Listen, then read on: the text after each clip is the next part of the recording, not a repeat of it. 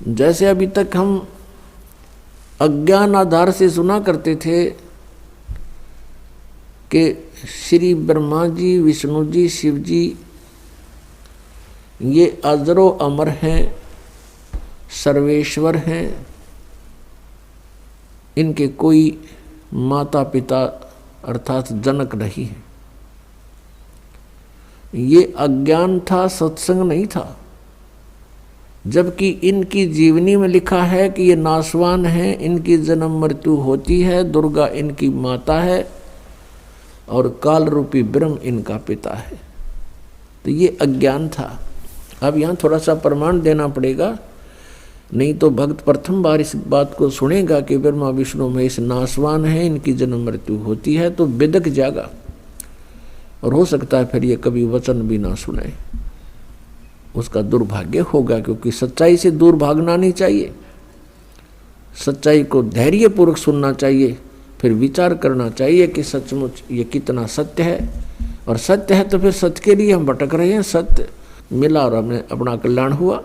अभी तक हम असत्य में भटक रहे थे, असत्य साधना कर रहे थे, असत्य ज्ञान सुन रहे थे, असत्य परमात्माओं पर आश्रित थे। अब हमें सत्य मिलेगा तो ग्रहण करेंगे, हमारा सबका मोक्ष हो जाएगा।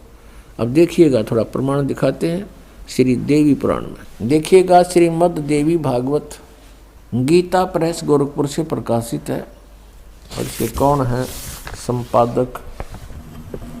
हनुमान प्रसाद पोदार चिमनलाल गोस्वामी। और ये गीता प्रेस गोरखपुर से प्रकाशित है, मुद्रित भी वहीं से है।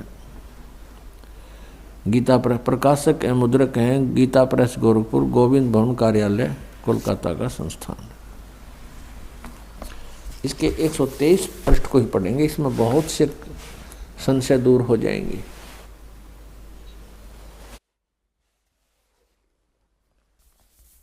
तीसरा स्कंध श्रीमद् देवी भागवत आप पढ़ रहे हैं, 123 पृष्ठ पर देखिएगा।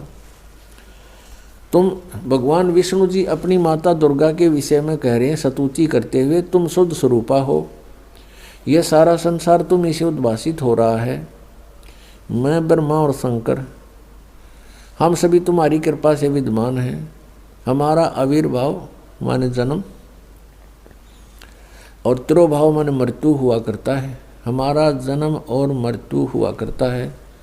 केवल तुम ही नित्य हो, जगत जननी हो, प्रकृति और सनातनी देवी हो। ओह, फिर यहाँ कहा है, ये स्पष्ट लिखा है आविर्भाव माने जन्म। भगवान विष्णु जी स्वीकार कर रहे हैं कि मैं ब्रह्मा और शंकर हम सभी का जन्म और मृत्यु हुआ करता है। केवल तुम ही नित्य हो यानी अविनाशी हो, जगत जननी हो, प्रकृति और सनातनी देवी हो।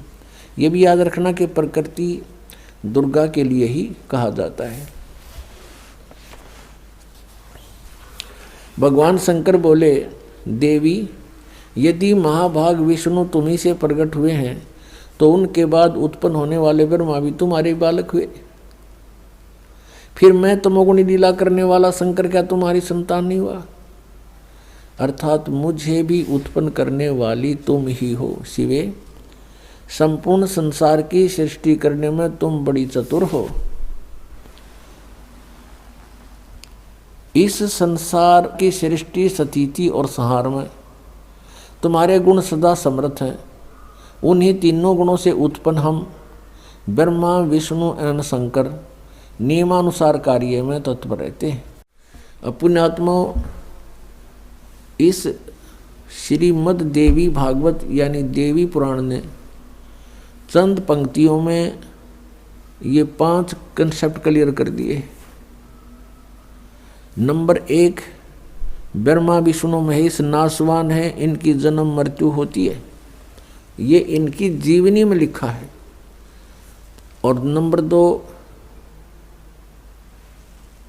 प्रकृति दुर्गा को कहते हैं। नंबर 3, दुर्गा इन ब्रह्मा विष्णु महेश की माता है। और नंबर 4, ये कहते हैं हम तो केवल नियमित कार्य ही कर सकते हैं, यानी जिसके संस्कार में दुख या सुख जैसा है उसको एज इट इज दे सकते हैं, उसमें हम कोई परिवर्तन नहीं कर सकते। और पांचवा ये हो गया कि रजगुण ब्रह्मा, सतगुण विष्णु, तमगुण शिव जी, कि इन तीनों गुणों से उत्पन्न हम। तो पुण्यात्माओं, अभी तक जो ये ज्ञान दिया करते थे वो दंत कथा थी, अज्ञान था, वो सत्संग नहीं था।